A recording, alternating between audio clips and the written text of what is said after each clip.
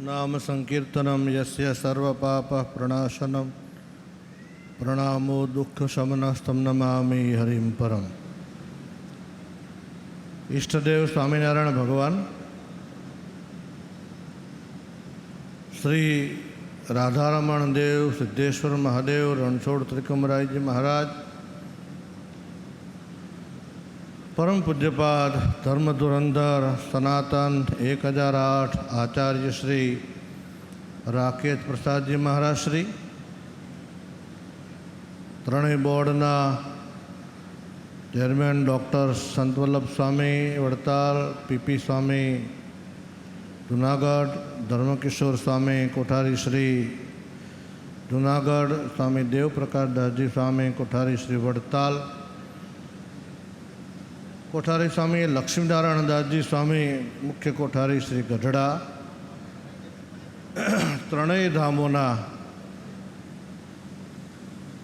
कोठारी श्रीओ, संतो, धोलेरा धामना संतो,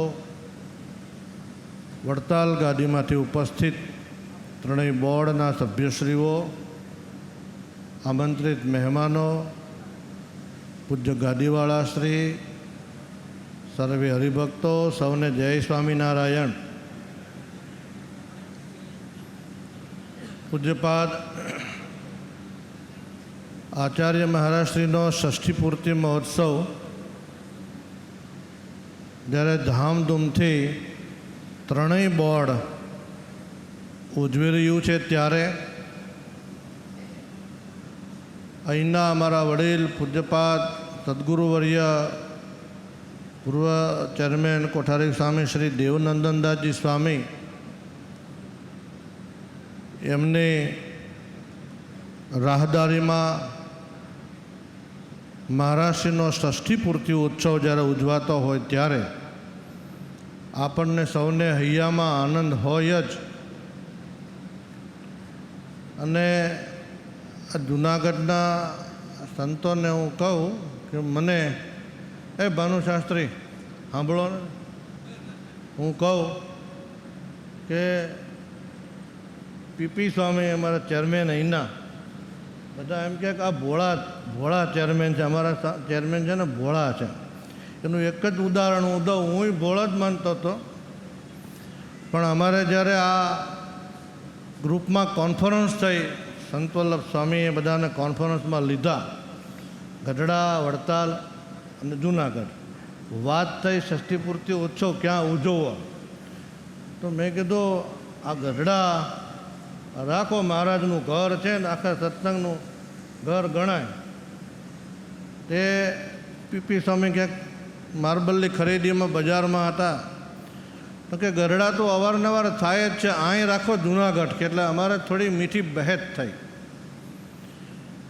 પણ મને એમ થયું ખાનગીમાં બે જણાએ કુરડીમ ગોળ ભાંગી લીધો, અગાઉ કંઈક નક્કી કરી જ લીધું હશે, ફોર્માલિટી માટે મને લીધો, એ પછી મને ખબર પડી। પણ મેં પીપી સ્વામીને કીધું કે તમે મોટા છો, સૌરાષ્ટ્ર પ્રદેશ બી મોટો છે, આની પછીનો ઉત્સવ તમે રાખો, આ અમને દો। એ તો નક્કી કરીને જય જ બોલાવી દીધી, જય રાધારમણ દેવની જય। એટલે ભોળા કાંઈ છે નહીં, ભોળા હોય તો હું ન રહી ગયો, મારો વારો ન આવી ગયો, હું ભોળો કેવો। પણ હવે અમારી આ સભા ષષ્ઠી પૂર્તિની સાક્ષી રહે, આવું પુનરાવર્તન ભવિષ્યમાં ના થાય, વડતાલના ચેરમેન પક્ષપાત ના કરે, એટલે 75મો ઉત્સવ જ્યારે આવે ત્યારે ગઢડામાં ઉજવાય ધામધૂમથી, એવી અમારી ગઢડાના સંતો એગ્રી છો ને, બધા હાથ ઊંચો કરો। હું તમારો ઉતાવળ છે। 75મો ઉત્સવ ધામધૂમથી ગઢડે, 100મો વડતાલ, મોટા ઘરે હોય ને। 75મો ઉત્સવ ધામધૂમથી ગઢપુર ગોપીનાથજી મહારાજને આંગણે ઉજવવાનો। અને આ વડતાલના ચેરમેન શ્રી અમને પ્રોમિસ પણ આપ્યું છે. બોલો ગોપીનાથજી મહારાજની. બીજી વાત, આપણા પૂજ્ય મહારાજશ્રી સત્સંગ મહાસભા દ્વારા બિરાજમાન થયા એને આજે લગભગ 24-25 વર્ષ પૂરા થવા આવ્યા. અગાઉ અહીંયાથી ઘણું બધું કહેવાનું છે મહારાજશ્રીના કાર્યો વિશે, એમાં પુનરાવર્તન નથી કરતો. પણ સત્સંગ મહાસભાના જે હોદ્દેદારો અત્યારે જે છે એ વખતે જે હતા, શાસ્ત્રી સ્વામી હરિચરણદાસજી સ્વામી, અથાણાવાળા સ્વામી, અમારા ગઢપુરના પુરાણા સ્વામી વિશ્વપ્રકાશદાસજી સ્વામી, શાસ્ત્રી નારાયણચરણદાસજી સ્વામી, આ મોટા મોટા પુરાણી દેવનંદનદાસજી સ્વામી, હરિભક્તો ઘણા બધા પાયામાં હતા અને છે.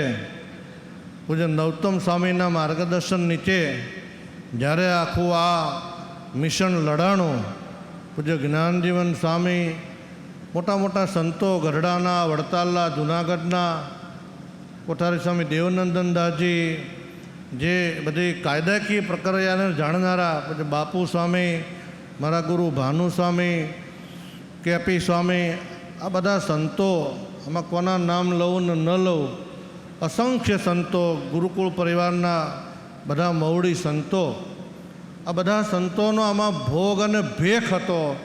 ત્યારે આ શક્ય થયું છે. આપણી બધાની પ્રાર્થનાથી હનુમાનજી દાદાએ ને ગોપાળાનંદ સ્વામીએ આચાર્ય મહારાજ આપણને આપ્યા છે.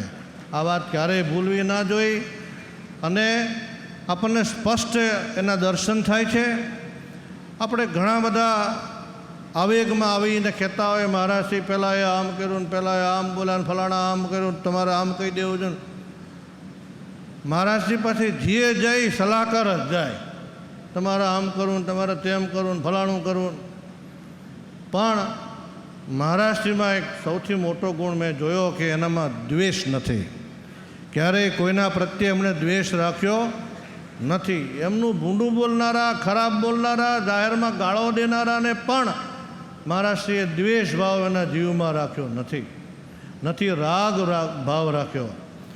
રાગ અને દ્વેષથી પર પૂજ્યપાદ આપણા આચાર્ય મહારાજશ્રી છે. એમનો વેશ, એમનો પહેરવેશ, એમની આભા, પોતે એકલા ટ્રાવેલિંગમાં હોય, પ્લેનમાં, બિઝનેસ ક્લાસમાં, તો બી ખબર પડે કે આ વડતાલના આચાર્ય મહારાજશ્રી છે. અડધી રાતે જઈને જુઓ તો ખબર પડે આ વડતાલના આચાર્ય મહારાજશ્રી છે. એના કપાળમાં ક્યારેય તમે તિલક તાંડલા વગરનો કપાળ નહીં જોયો હોય. આ પૂજ્યપાદ આચાર્ય મહારાજશ્રીની શોભા છે. બીજી વાત, આપણે મહારાજશ્રીને બેસાડ્યા ગાદી ઉપર એના આટલા બધા વર્ષ થયા. હજી ઘણા બધા કેસો કોર્ટમાં પેન્ડિંગ છે, હું જાણું છું ત્યાં સુધી. અને એનું બરાબર મોનિટરિંગ થઈ રહ્યું છે, થવું જોઈએ. પૂજ્યપાદ નવતમ સ્વામી અને વડતાલના ચેરમેન શ્રી રૂઢી રીતે આ જાણે છે. અને ભગવાને આપણને દરેક કોર્ટ કેસોમાં મદદ કરી છે. આપણે ક્યારેય કોઈ મેટર નાની મોટી આચાર્ય બાબતની હાર્યા નથી.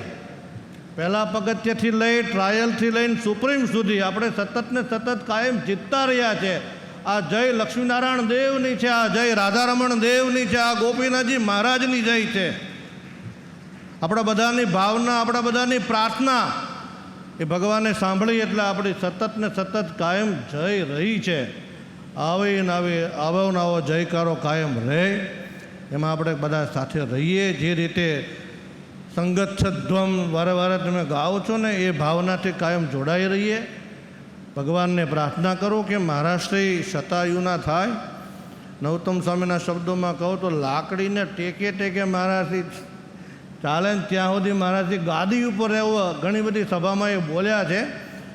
પણ અહીંથી ઘણી બધી મહારાજશ્રીના સ્વાસ્થ્ય માટેની વાતો થઈ. મને એવો વિચાર આવતો હતો કે આપણે જે હવને ઉમંગ અને ઉત્સાહ હોય, મહારાજશ્રી આવતા હોય એટલે સારું સારું જમાડવાનો. હું કીધું લાડવાન આ ને તે ને રોટલા ને માખણ ને માખણ, હવે બધું એ ઓછું કરવું જોઈએ. અને હમણાં મહારાજશ્રી રાજી છે. ઓલો મખાનાનો હાર આવ્યો ને કે આ બરાબર હાર છે. ડાયટિંગનો જમાનો છે. હવે આપણે જેને ત્યાં જે પ્રસંગમાં આવે ને ત્યાં મહારાજનું બ્લડ ટેસ્ટ કરાવવાનું. કોલેસ્ટ્રોલ નથી ને હું કીધું ઓલો એન્જિયોગ્રાફી કરાવવાની. નકરું નાક જ ખરો. અને આપણે કે સતાયું જીવો સતાયું આમાં કંઈ નક્કી છે? એટેક તો બધા ના આવે. એટલે અમારા ગુરુને હમણાં આવ્યો જીણો એવો આવી ગયો તો બાયપાસ કરાવવું પડ્યું. આવું અગમચેતીના ભાગરૂપે આપણે બધાએ થોડું થોડું આવું કરતું રહેવાનું. ઈચ્છા અનુરૂપ પરાણે લોહી નહીં લઈ લેવાનું. પાછું જોજો. ત્યારે ભગવાનને પ્રાર્થના કરું. આ તો ખુશીનો માહોલ છે, આનંદનો માહોલ છે, પાર્ટી માંગવાનો માહોલ છે. હમણાં અમારા વિવેક સાગર સામે છે ને રમકડું લાલજી મહારાજને હાર પહેરાવી ગયો 50 રૂપિયાનો. પાછો કે પાર્ટી દેજો. કે લો 50 રૂપિયામાં પાર્ટી મોંઘી પડે ને. પાર્ટી જોતી હોય તો આવું મોટું ફંક્શન કરવું પડે. સાળંગપુરના કોઠારી ક્યાં એનું ધ્યાન નથી.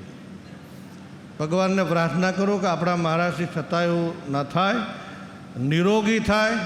અને ગઢપુરના ઘણા બધા સંતો, બધાના નામ નથી લેતો, અહીંથી સંચાલક શ્રી એ બધાના નામ લીધા જ છે. ત્યારે બધા સંતો વતી ગઢપુરના અમારા મુખ્ય કોઠારી સ્વામી લક્ષ્મીનારાયણદાસજી સ્વામી, બોર્ડના બધા સભ્યો, અહીંયા જે બધા સંતો આવ્યા એ બધા સંતો વતી પૂજ્ય મહારાજશ્રીના ચરણમાં સાષ્ટાંગ દંડવત કરું છું. લાલજી મહારાજના ચરણમાં વંદન કરું છું.